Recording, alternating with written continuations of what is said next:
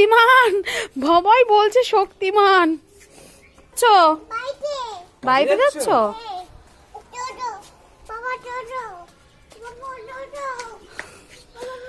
হ্যাঁ দাঁড়া, আমি সাইকেল নিয়ে আসি, সাইকেলে করে যাবো তো কাছে।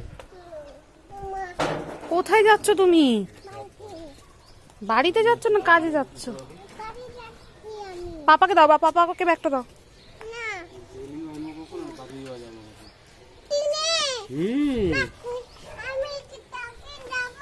মা তোমাকে দোকানে নিয়ে আসে, দোকানে যাও। হ্যাঁ হ্যাঁ, সরো সরো।